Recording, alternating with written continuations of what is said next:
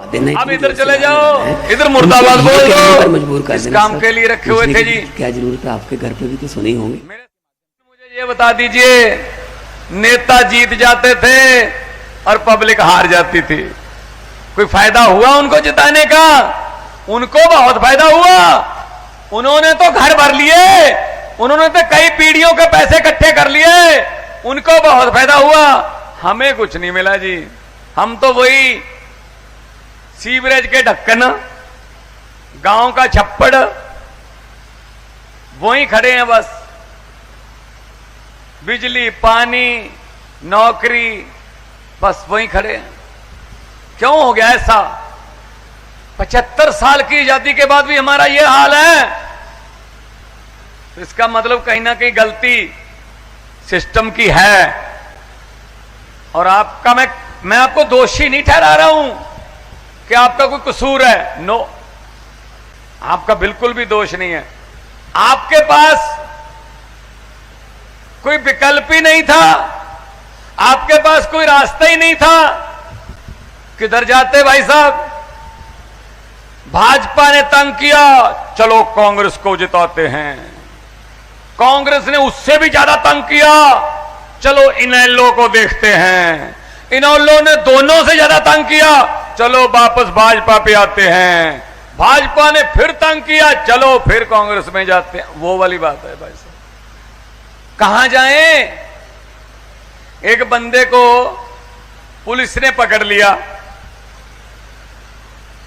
Police ने कहा क्या किया है? कहता जी मैंने कत्ल किया है। कहता कत्ल किसने किया है? कहता जी मैंने किया है। लाश कहां है? कहता जी मैंने आग से जला दी।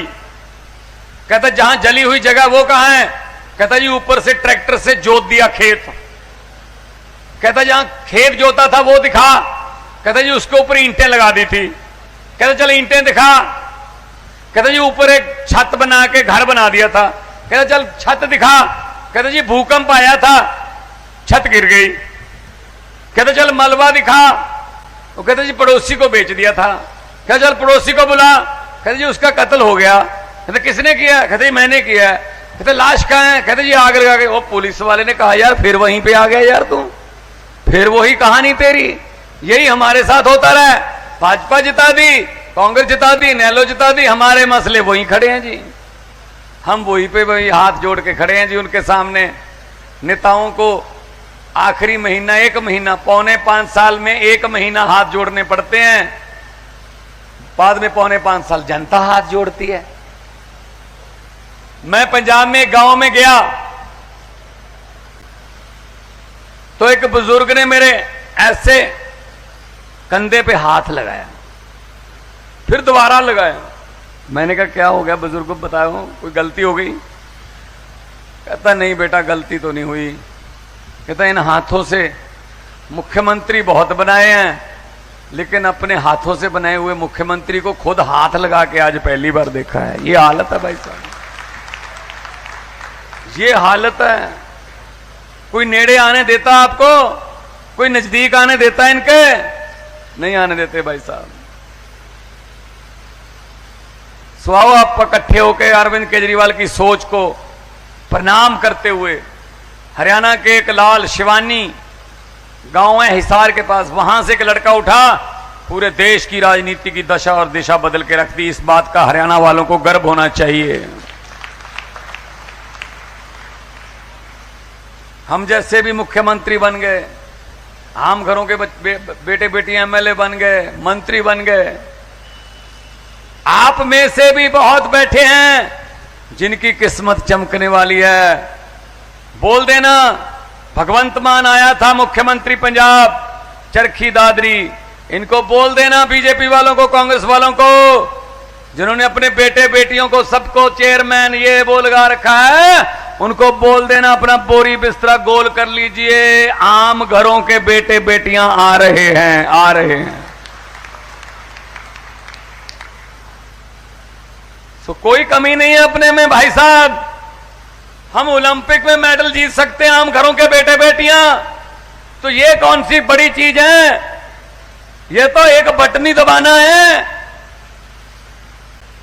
और जिस दिन जाओगे ना वोट डालने, मेरी एक बात आज याद रख लेना, बाकी पूरा मेरा भाषण भले ही मत याद रखना, एक बात याद रख लेना, जब वोट डालने जाओगे वहां एक मशीन होगी, उस मशीन में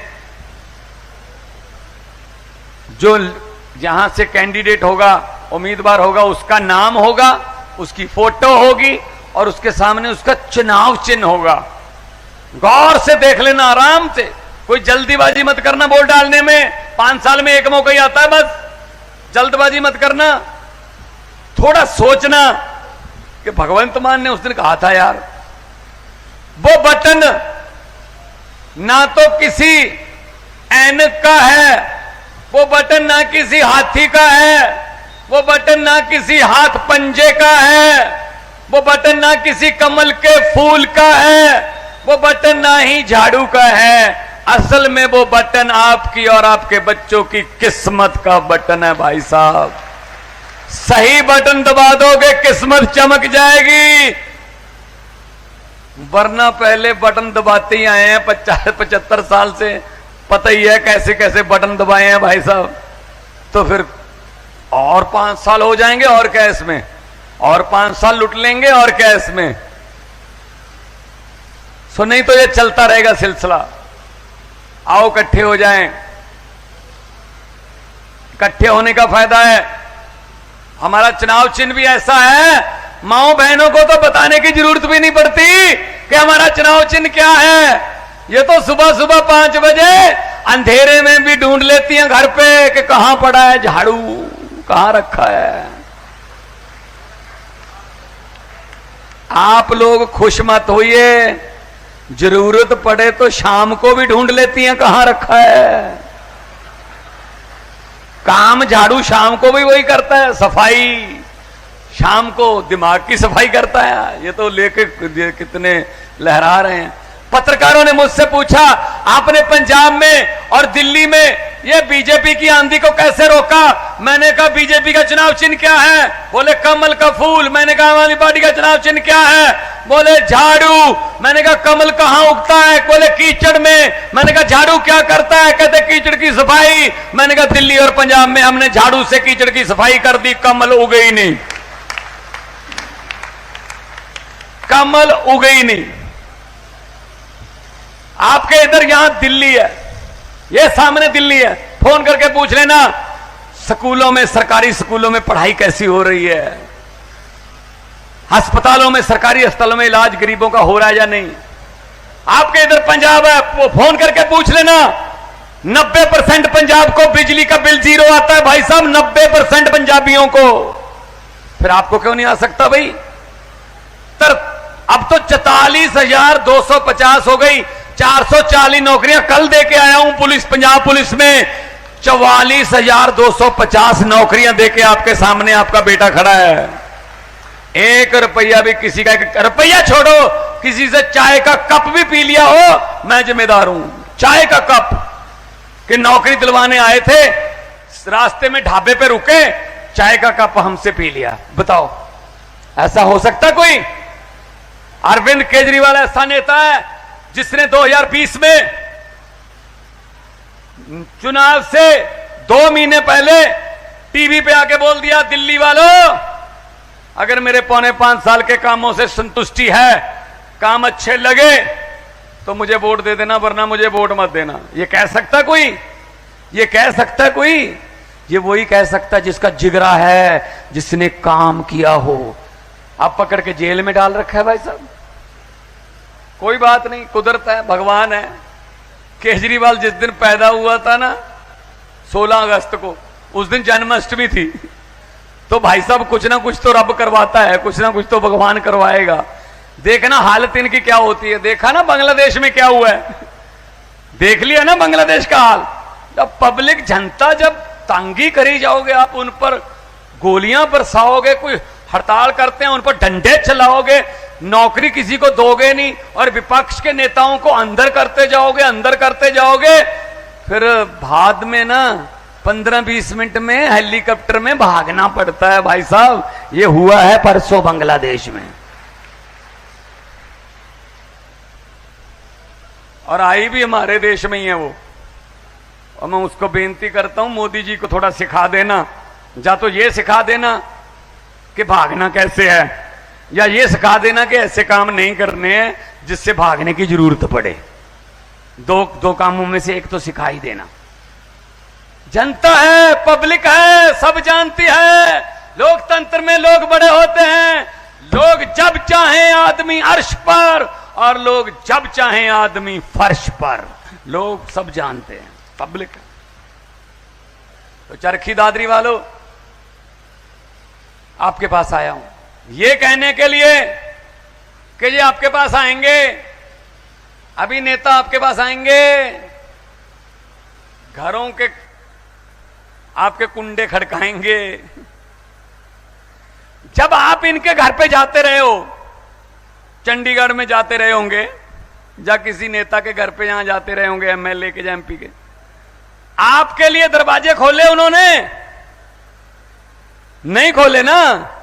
हम जाते थे चंडीगढ़ कोई काम करने के लिए, बच्चों को नौकरी जैसा कोई काम के लिए, चंडीगढ़ मंत्रीगण, मुख्यमंत्रीगण के पास, तो दरवाजे पे खड़े होते थे और हम कहते थे जी मिलना है। भाई साहब चाय पानी की बात तो छोड़ो, कितनी दूर से आए हो, चाय पानी पी लो पहले। डोर भी नहीं खुलता, दरवाजा भी नहीं खुलता था। साथ में एक विंडो रखी होती है, उसको खोल के बोल देते हैं साहब है नहीं, अगले बुधवार को आइए। चलो जी, कुंडी बंद। कोई बात नहीं, कभी दादे की कभी पोते की। अब बारी आ गई है जिनके घरों से वापस आते रहे हो, जिनके घर के सामने 2-2 4-4 घंटे प्यास से भूखे बैठ के वापस आते रहे हो खाली हाथ, अब वो आपके घरों का कुंडा खड़काएंगे। अंदर से कुंडा मत खोलना, उनको अंदर से ही बोल देना हम अभी घर पे है नहीं, इलेक्शन के बाद आना, बोल देना उनको।